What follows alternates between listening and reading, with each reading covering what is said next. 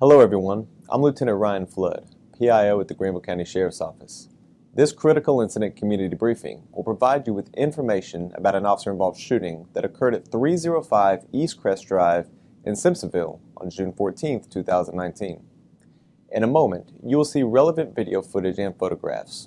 You will hear a 911 call from an alarm company, radio transmissions, and learn of additional facts that will help provide an accurate overview of what we know occurred at this time of the investigation. The Greenville County Sheriff's Office conducts comprehensive investigations relating to officer-involved shootings, and these investigations may require investigators to conduct extensive interviews, review video and audio recordings, and possibly analyze forensic evidence. Consistent with all officer-involved shootings, we do not draw any conclusions about whether the deputies' actions were consistent with their policies and in accordance with the law until the investigation has been thoroughly completed. A brief disclaimer. The content you're about to see and hear may be disturbing to some viewers. When deputies are put in a position that requires them to use physical force to effect an arrest or defend themselves against a threat, the actions can be graphic and difficult to watch. In addition, some of the language heard in this video might be viewed as strong and offensive. Viewer discretion is advised. Hello, I'm Captain Brown of the Greenville County Sheriff's Office, Office of Professional Standards. I'm going to provide you with a brief summary of an officer-involved shooting that took place at 305 East Crest Drive in Simpsonville. On June 13th at around 11:49 p.m., the Greenville County Dispatch Center received a call from an alarm company regarding a panic alarm activation from the residents of 305 East Crest Drive. The alarm company attempted to make contact with the owner of the cell phone but did not receive an answer. The alarm company then notified the Greenville County Dispatch Center. The county dispatcher also attempted to make contact with the owner of the cell phone without success. A deputy was then dispatched to the home at around 11:54 p.m. Here is the phone call recording from the alarm company, followed by the corresponding radio broadcast. Greenville County Sheriff's Office, Unit 321. Hi, this is Donna from 5-Star Urgent Response requesting assistance for a subscriber in Simpsonville, South Carolina. What's the address? It's going to be 305 East Crest Drive. East Crest Drive? Yeah. Okay, what is it in reference to? So we received an open silent line, but there is no answer on callback. Okay, and do you have a cross street or intersection? I have the nearest cross street as Plantation Drive. Is it coming from a vehicle, the residence, or what? It looks to be, a panic alarm from a cell phone activation? Echo 15, Greenville. Echo 15, Roger. Copy of 1044 Bravo from 305 East Crest Drive.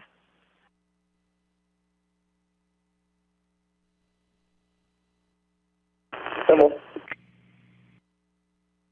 Just after midnight, the first deputy arrived on scene and rang the doorbell, but was unable to make contact with anybody inside.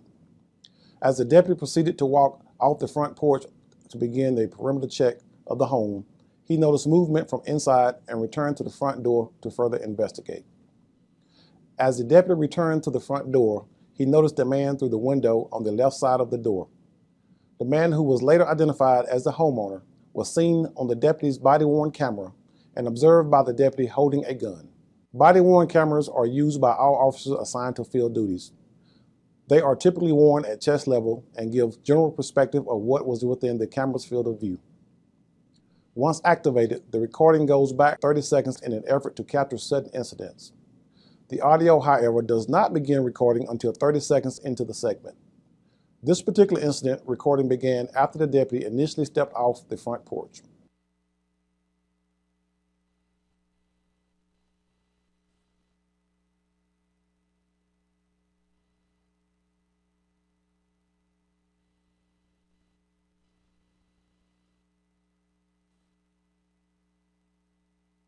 According to the deputy, after noticing the man inside, he illuminates him with his flashlight, and as he did so, The man, who was initially walking away from the front door, turned and pointed his gun at him.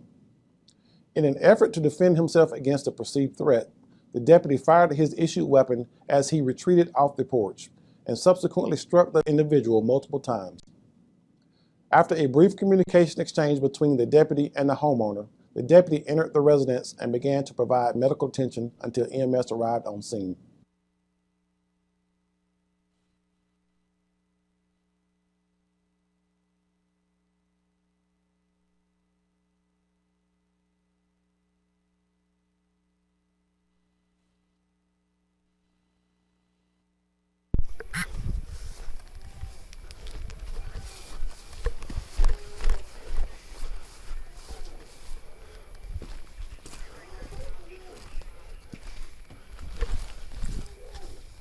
Sheriff's office! Drop the gun now! Let me see your hands!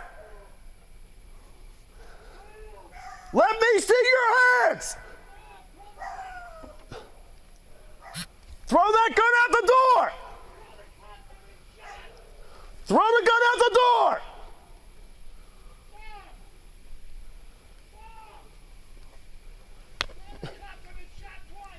Yeah, throw the gun out the door. Let me see your hands. Who are you? Yeah, you pointed a gun at me. Who are you? The sheriff's office. What are you here for? Because we got an alarm call. Oh my God, call the cops, please. I am the cops. Call the ambulance, please. All right, where's the gun? Where's the gun? gun, All right, don't move it. Are you the only one here? What's wrong with you, man? I'm up here.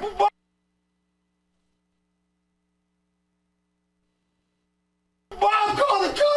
What's wrong with you? Get the ambulance here. Where are you hit? And my groin and my fucking chest.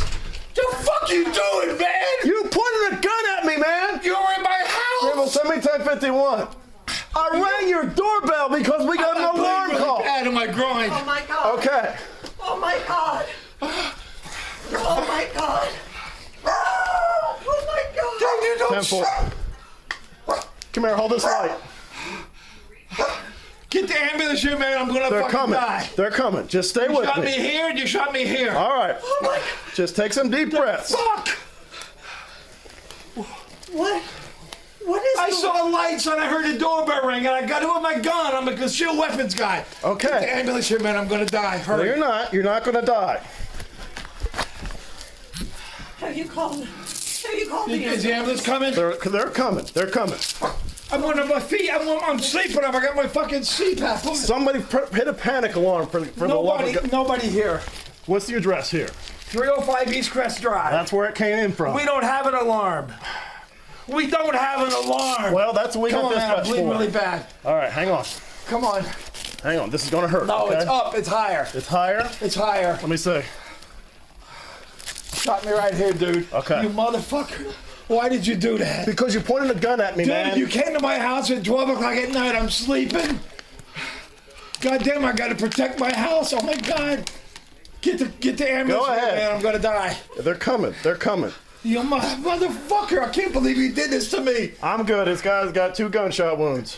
The fuck? I can't believe you did this to me, man. Okay, we're not going to talk about this right now. We're going to focus on keeping you alive, okay? So take some deep breaths and calm down, and you're going to be okay, all right? For the next several minutes, first aid was provided to the man until EMS arrived on scene and subsequently transported him to the hospital for medical treatment.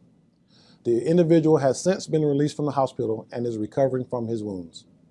At this time in the investigation, we have learned that the panic alarm was received from a cell phone medical assist app from an occupant inside the residence. However, there was no immediate emergency that was needed. The individual who was shot was not charged with any crime, and therefore his information and identity will not be released as part of this video. A Smith & Wesson .38 caliber pistol was recovered from the scene by agents from the South Carolina State Law Enforcement Division. Consistent with all officer-involved shootings, the South Carolina State Law Enforcement Division, along with the 13th Circuit Solicitor's Office, will continue to investigate the facts, conduct interviews, and analyze evidence to determine whether the deputy's actions were within the scope of the law. In a separate and internal investigation, the GCSO Office of Professional Standards will investigate to determine whether the deputy's actions were consistent with the strict guidelines and standards set forth in the Sheriff's Office policy. If you would like further information on the Sheriff's Office Use of Force policy, please visit our website at gcso.org and click on the Use of Force link found under the Resources tab. Thank you for taking the time to view this critical incident community briefing.